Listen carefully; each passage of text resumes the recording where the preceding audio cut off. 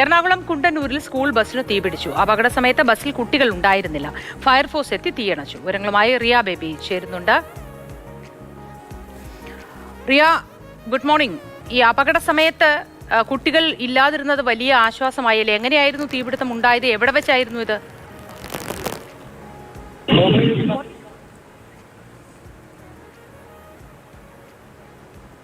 പൂർണ്ണമായും school bus കത്തി നശിച്ചിട്ടുണ്ട്.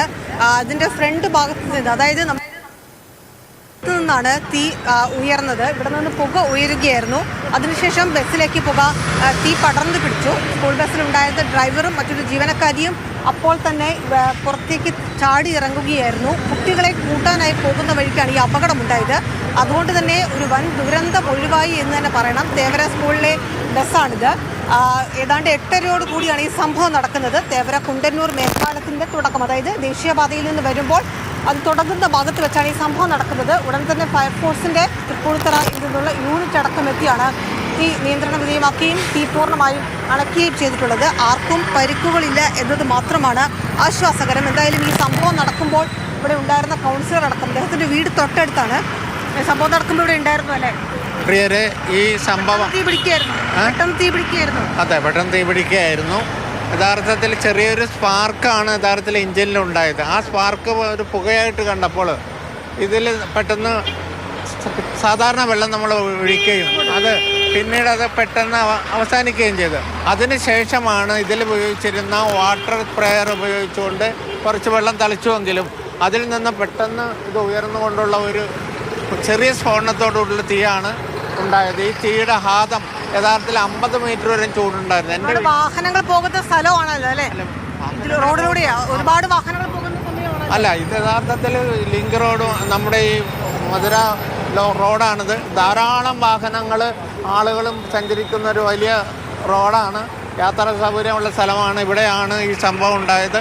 യഥാർത്ഥത്തിൽ രണ്ടുപേരും വേഗം ഇറങ്ങിയോ പുറത്തേക്ക്? പെട്ടെന്ന് ഇത് കണ്ടാൽ ആയയും അതോടൊപ്പം ഡ്രൈവറും പുറത്തേക്ക് ഇറങ്ങി തീ അണക്കാൻ ശ്രമിച്ചു. എങ്കിലും ഞാൻ ഉടനെ തന്നെ, എൻ്റെ വീടിന് തൊട്ടു മുന്നിലായതുകൊണ്ട് ഉടനെ തന്നെ ഞാൻ ഫയർഫോഴ്സിലും അതേപോലെ പോലീസ് അധികാരികളെ അറിയിക്കുകയും അവരെത്തുകയും ചെയ്തു. എന്നാൽ ഏതാണ്ട് 10 മിനിറ്റ് സമയം കൊണ്ടാണ് അവർക്ക് ഈ തീ അണക്കാൻ സാധിച്ചത്. വളരെ ഒരു വലിയ അതാണ്. അതുകൊണ്ടാണ് ഇലകളെല്ലാം കത്തി നശിച്ച രീതിയിലാണ് കാണുന്നത്. ഇതിൻ്റെ ചൂട് കൊണ്ട് ആയിരക്കണക്കിന് ആളുകൾ അകന്നു നിൽക്കുകയായിരുന്നു. ഇതിലേക്ക് അടുക്കാൻ സാധിച്ചിട്ടില്ല. അപ്പം അത്ര ഒരു വലിയ ദുരന്തമാണ് നമ്മൾക്ക് ഒഴിവാക്കി കിട്ടിയത്. 34 കുട്ടികളും അതുപോലെ ഒരു ഡ്രൈവറും ഒരു ആയയുമാണ് ഇതിൽ സഞ്ചരിക്കേണ്ടത്. യഥാർത്ഥത്തിൽ കുട്ടികളെ എടുക്കാൻ വേണ്ടി വന്നതുകൊണ്ടാണ്, കുട്ടികളില്ലായിരുന്നതുകൊണ്ട് വലിയൊരു അപകടം നമ്മൾ ഒഴിവാക്കാൻ സാധിച്ചു നമുക്ക്. അല്ലെങ്കിൽ ഈ ബസ്സിന്റെ വിഷ്വൽസ് കാണുമ്പോൾ തന്നെ, ദൃശ്യങ്ങൾ കാണുമ്പോൾ തന്നെ നമുക്കത് മനസ്സിലാകും. അദ്ദേഹം പറഞ്ഞതുപോലെ, കൗൺസിലർ പറഞ്ഞതുപോലെ ഏതാണ്ട് 30-ലധികം കുട്ടികളും ഈ സ്റ്റാഫും അതോടൊപ്പം തന്നെ ഡ്രൈവറുമായി പോകുന്ന, സാധാരണ രീതിയിൽ പോയിക്കൊണ്ടിരുന്ന വാഹനമാണ്. ഇന്ന് കുട്ടികളെ കൂട്ടാനായി പോകുന്ന വഴിയാണ് ഈ തീപിടുത്തമുണ്ടായത്. ബോണറ്റിൽ നിന്ന് തീ ഉയരുകയായിരുന്നു, പുക ഉയരുകയായിരുന്നു. അപ്പോൾ തന്നെ അദ്ദേഹം വണ്ടി പാലത്തിൻ്റെ സൈഡിൽ ചേർത്ത് നിർത്തി വേഗം ഈ ബസ്സിന് പുറത്തേക്ക് ഇറങ്ങി. പെട്ടെന്ന് തന്നെ ബസ്സിൻ്റെ മറ്റു ഭാഗങ്ങളിലേക്ക് തീ പടർന്നു പിടിക്കുകയായിരുന്നു. ആളുകൾക്ക് തീ അണയ്ക്കാനുള്ള ഒരു പ്രാഥമികമായുള്ള ബുദ്ധിമുട്ടുണ്ട്. കാരണം ഇത്രയും വലിയ വാഹനമാണ്.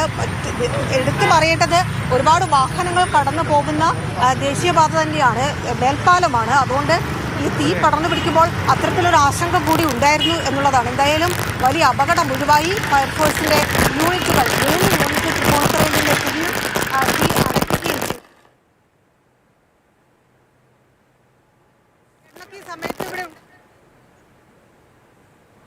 ശരി റിയ, ഏതായാലും ഒരു വലിയ അപകടമാണ് ഒഴിവായി കിട്ടിയത്. 30-ലേറെ വിദ്യാർത്ഥികളും അതിലെ ജീവനക്കാരും ഒക്കെ ബസ്സിൽ ഉണ്ടാവേണ്ടിയിരുന്നതാണ് ആ സമയത്ത്. പകരം ഡ്രൈവറും ആയും അടക്കം 2 പേർ മാത്രമാണ് ആ സമയത്ത് ഉണ്ടായിരുന്നത്. അതുകൊണ്ട് തന്നെ വലിയ അപകടമുണ്ടായി. അവർക്ക് എത്രയും പെട്ടെന്ന് അവിടെ നിന്ന് രക്ഷപ്പെടാനും സാധിച്ചു.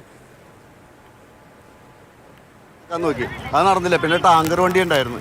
ടാങ്കർ വണ്ടി വിളിച്ച് ടാങ്കർ വണ്ടി കാര്യങ്ങൾ, അപ്പോൾ CID യൂണിയൻകാരുണ്ടായിരുന്നു.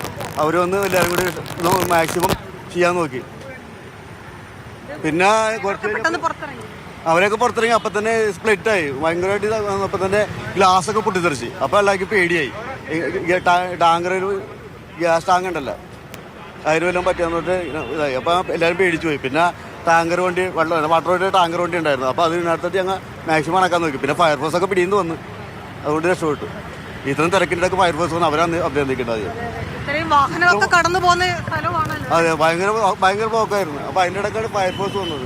ഫയർഫോഴ്സ് വന്നാൽ അത്ര പിടിയിൽ വന്ന് ഒരു 10 മിനിറ്റുള്ളിൽ ഫയർഫോഴ്സ് എത്തി. ഞങ്ങൾ വിളിച്ചൊരു 9 മണിക്കുള്ളിൽ എത്തി ഫയർഫോഴ്സ്. 10 സ്പീഡിൽ ഇത്ര ബ്ലോക്കിൽ അവർ മാക്സിമം എത്തി. എന്തായാലും ഈ പറഞ്ഞതുപോലെ തന്നെയാണ്, വലിയൊരു അപകടം ഒഴിവായി എന്നുള്ളത് തന്നെയാണ് ആളുകളടക്കം പറയുന്നത്. ഈ ബസ് കാണുമ്പോൾ തന്നെ നമുക്ക് അതിൻ്റെ ഒരു ഭീകരത മനസ്സിലാക്കും. ഇത്രയും അധികം കുട്ടികളുമായി പോകുന്ന വാഹനമാണ്. ആ സമയത്ത് കുട്ടികൾ ഉണ്ടായിരുന്നില്ല. ആ ബസ് കത്തിയതിന് മുകളിലുള്ള ആ മരത്തിന്റെ വിഷ്വൽസ് കാണുമ്പോൾ തന്നെ ആ ഭാഗം മുഴുവൻ കരിഞ്ഞ നിലയിലാണ്. അത്രയും ഒരു ബസ് പൂർണ്ണമായും കത്തി നശിച്ച സാഹചര്യമായിരുന്നു. എന്തായാലും വലിയൊരു അപകടം ഒഴിവായി, വലിയൊരു ദുരന്തം ഒഴിവായി. ഇത്രയും അധികം വിദ്യാർത്ഥികളെ കൂട്ടാനായി പോകുന്ന വഴിക്കാണ് ബസ്സിന് തീപിടിക്കുന്നത്. വാട്ടർ അതോറിറ്റിയുടെ വാഹനം കഴിഞ്ഞ ദിവസം ഒരു അപകടമുണ്ടായപ്പോൾ അവർ രക്ഷാപ്രവർത്തനത്തിൽ എത്തിയത് നമ്മൾ കണ്ടതാണ്. ഇത്തവണയും അവർ ടാങ്കിൽ നിന്ന് വെള്ളം ആദ്യഘട്ടത്തിൽ ഈ ബസ്സിലേക്ക് ഒഴിച്ചു. അതിനുശേഷം തൃപ്പൂണിത്തുറയിൽ നിന്നുള്ള ഫയർഫോഴ്സിന്റെ വാഹനങ്ങൾ എത്തിയാണ് തീ പൂർണ്ണമായും നിയന്ത്രണ വിധേയമാക്കിയത്. ഏതാനും സമയത്തേക്ക് ഈ പാലത്തിലെ വാഹനങ്ങൾ പൂർണ്ണമായും നിരോധിച്ചുകൊണ്ടാണ് ഈ ഗതാഗതമൊക്കെ പോലീസ് നിയന്ത്രിച്ചത്. ഫയർഫോഴ്സിന് തീ അണയ്ക്കാനുള്ള സൗകര്യങ്ങളടക്കം പോലീസ് ഏർപ്പെടുത്തി കൊടുത്തതും ആ രീതിയിലാണ്. എന്തായാലും വലിയൊരു അപകടം ഒഴിവായി എന്നതാണ് ആശ്വാസകരം. ശരി, റിയയാണ് കൊച്ചിയിൽ നിന്ന് വിവരങ്ങൾ നൽകിയത്.